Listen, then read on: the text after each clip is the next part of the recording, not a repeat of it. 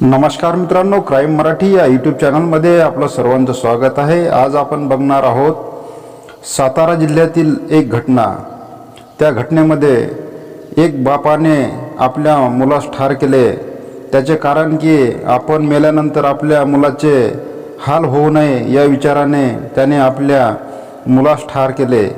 ही घटना सातारा जिल्ह्यातील कोरगाव तालुक्यामध्ये असणाऱ्या हिवरे गावामध्ये खताळ कुटुंब राहत होते। या कुटुंबामध्ये विजय आनंदराव खताळ हे 35 वर्षांचे गृहस्थ, आपली पत्नी शैला आणि मुलगा विक्रम वय वर्ष 12 आणि त्यांचे वडील आनंदराव खताळ आणि त्यांची आई रंजनाबाई यांच्यासोबत राहतात। विजय यांना विक्रम हा एकुलता एकच मुलगा आहे। तो जिल्हा परिषद प्राथमिक शाळा हिवरे येथे 6वीच्या वर्गामध्ये शिक्षण घेतो। खताळ कुटुंबाचे गावात घर आणि शेत आहे। शेती ही बागायती असल्यामुळे खाऊन पिऊन हे कुटुंब सुखी आहे। शनिवार दिनांक 23 डिसेंबर 2023 रोजी त्या दिवशी दुपारी 3 वाजता विजय हे आपली पत्नी शैला आणि मुलगा विक्रम यांच्यासह आपल्या शेतात गुरांना चारा आणण्यासाठी गेले होते।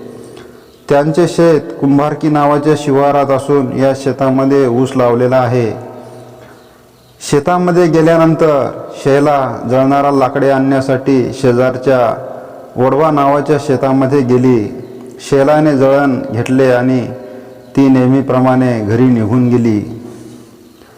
इकडे विजय आणि मुलगा विक्रम यांनी शेताची पाहणी करत जनावरांसाठी ऊसाचे कोंब काढले आणि ते घराकडे येण्यासाठी निघाले। निम्म्या वाटेत आपल्यावर विक्रमला जाणवले की आपली चप्पल शेतातच राहिली आहे। त्याने आपल्या वडिलांना तसे सांगितले असता विजय त्याला म्हणाला की तू परत जाऊन चप्पल घेऊन ये, मी हे ओझे घेऊन गुरांच्या गोठ्याकडे जातो। विक्रम शेतात गेला आणि विजय गोठ्यात आला। गुरांना कोंब खायला घालून शिल्लक राहिलेले कोंब त्याने ठेवले आणि तो घरी निघाला। तेव्हा वाटेतच त्याला त्याची पत्नी शैलाचा फोन आला की आपला पोरगा अजून घरी कसा परतला नाही। तेव्हा विजयलाही आश्चर्य वाटले। आपण त्याला चप्पल घेऊन येण्यासाठी शेतात परत पाठविले। त्यावेळेमध्ये आपण सगळ्या जनावरांना वैरण घातली। त्यामध्ये बराच वेळ गेला। त्या वेळेमध्ये विक्रमने घराकडे जायला हवे होते, मग तो अजून कसा घरी गेला नाही। म्हणून विजय पुन्हा शेताकडे गेला। त्याने शेतात सर्व ठिकाणी विक्रमचा शोध घेतला। त्यानं हाका मारून पाहिल्या पण तो कुठेच सापडला नाही। इकडे त्याची पत्नी शैलाही आपला मुलगा आणि नवराही कसा घरी परतला नाही या विचारात ती घरातून बाहेर पडली।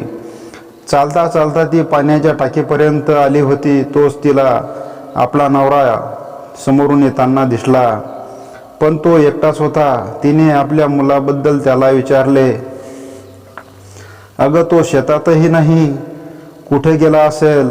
तेव्हा ती म्हणाली, तुम्ही सगळीकडे नीटसं बघितलं का? त्यावर तिचा नवरा विजय म्हणाला, अगं मी बघितलं ग, चल तुला खात्री होत नाही तर आपण दुसऱ्यांदा जाऊन शेतात बघू असे म्हणत ते दोघे पुन्हा शेतात आले। त्या दोघांनी शेतात सगळीकडे शोध घेतला, परंतु तो मुलगा काही दिसून आला नाही। त्याची चप्पल मात्र बोरवेलजवळ सापडली। ती घेऊन ते दोघे पुन्हा गावात आले। गावातही त्यांचा शोध घेतला, पण तो सापडत नाही। आपला मुलगा असा अचानक कसा गायब झाला म्हणून ते दोघेही एका महाराजाकडे गेले, परंतु त्याचा काही उपयोग झाला नाही। दरम्यान शेजारी राहणारे दादा वामन खताळ, रमेश खताळ यांनाही गावातील लोकांनी विजयचा मुलगा विक्रम हा बऱ्याच वेळ झाला सापडत नाही असे सांगितल्यावर गावातील ग्राम सुरक्षा दल आणि इतर लोकांनी परत शेतात येऊन एका बाजूने प्रत्येक उसाच्या सरीला एक माणूस पुढे पुढे जात विक्रमचा शोध घेऊ लागले। शेवटी रात्री 8 वाजताच्या दरम्यान विजय खताळ यांच्या स्वतःच्या कुंभारकी शिवारातील ऊसाच्या शेतामध्ये विक्रम मृतावस्थेत आढळून आला. लोकांनी त्याचा मृतदेह पाहिला. त्यांना त्याच्या गळ्यावर उरण दिसत होते. त्याचा कशाच्या तरी सहाय्याने गळा आवळल्याची खून दिसली आणि त्यावेळी एकच हाहाकार उडाला. ही बातमी लगेच रात्री 9 वाजताच्या सुमारास पोलीस स्टेशनला कळविण्यात आली. स्थानिक गुन्हे शाखा आणि वाठार पोलीस स्टेशनचे पथक हे तातडीने घटनास्थळी दाखल झाले आणि वरिष्ठांच्या मार्गदर्शनानुसार कार्यवाहीला सुरुवात झाली. दिनांक 24 फेब्रुवारी 2023 रोजी सकाळी लवकरच वाठार पोलीस स्टेशनला विजय खताळ यांच्या फिर्यादीवरून विविध कलमानुसार गुन्हा नोंदविण्यात आला. घटना घडल्यापासून स्थानिक गुन्हे शाखा सातारा वाठार पोलीस स्टेशनचे पोलीस हिवरे या गावी तळ ठोकून गुन्ह्याचा शोध घेत होते. पोलिसांनी सखोल तपासाला सुरुवात केली.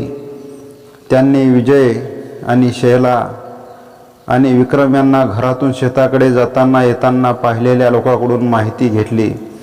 तसेच फिर्यादी वडील विजय यांच्याकडेही चौकशी केली. तेव्हा त्यांना त्यांच्या बोलण्यामध्ये विसंगती जाणवत होती. हळूहळू पोलिसांच्या संशयाची सुई विजयकडेच जात होती. त्यातच विजयने सांगितले की शैलाने विक्रम घरी आला नसल्याचा फोन केला होता. तसेच तिच्या मोबाईलचा रिचार्ज 1 दिवस अगोदरच संपलेला होता. या साऱ्या परिस्थितीवरून आणि पुराव्यावरून इतराकडून मिळालेल्या माहितीवरून पोलिसांचा विजयवरच संशय जास्त बळावत होता. शेवटी त्यांनी विजयला पोलीस स्टेशनमध्ये बोलावून घेतले. त्यांच्याकडे रीतसर चौकशी केली. त्यांच्यावर प्रश्नांचा भडीमार सुरू केला. पोलिसांच्या या चौकशीपुढे विजयचे काही चालेनासे झाले आणि त्याने ती धक्कादायक घटना माहिती पोलिसांना दिली. विजय खताळ काही महिन्यापासून आजारी होता. त्याचे वजन कमी होत होते. त्याला अशक्तपणा जाणवत होता. यातून त्याच्या मनात भीती बसली की आपल्याला कॅन्सर झाला असावा. ही भीती दररोज वाढत चालली होती. आपण आता लवकरच मरणार आहोत असेही त्याला वाटू लागले. त्यामुळे तो आणखीनच खंगू लागला. आपण मेलो तर आपल्या मुलाचे कसे होणार ही काळजीही त्याला वाटत होती. आपण मेल्यानंतर त्याचे हाल होऊ नयेत म्हणून त्याने विक्रमचा म्हणजेच आपल्या पोटच्या गोळ्याचा खून केला होता. हा आपल्यावर संशय येऊ नये म्हणून त्याने म्हशीला असलेली दोरी काढून सोबत घेतली. तोपर्यंत म्हशीला त्याने साडीच्या एका चिरकुटाने बांधले होते. ती दोरी घेऊन विक्रमला गोड गोड बोलून उसात नेले. तेथे विक्रमला तो त्याचा बाप म्हणू लागला की मी आता मरणार आहे. तू तर व्यवस्थित वाग. तुला कोणी काही केले तर अशी दोरी गळ्याभोवती आवळायची आणि अशी जोरात ओढायची असे म्हणत तो त्याचे प्रात्यक्षिक त्याच्या मुलावर म्हणजेच विक्रमवरच करून दाखवू लागला. विक्रमही आपल्या बापाचे बोलणे ऐकत काही न आवाज करता पाहत होता. आपला बाप गोड बोलून आपल्याला मारेल अशी किंचितही कल्पना त्याला आली नाही. आपला बाप फक्त फास कसा घ्यायचा हे दाखवतोय असे त्याला वाटत होते. पण विजय मात्र बोलता बोलता त्याला मृत्यूच्या दारापर्यंत घेऊन गेला. आपल्या मृत्यूनंतर मुलाचे हाल होऊ नयेत म्हणून विजयने मुलाला अगोदर देवाघरी पाठवले.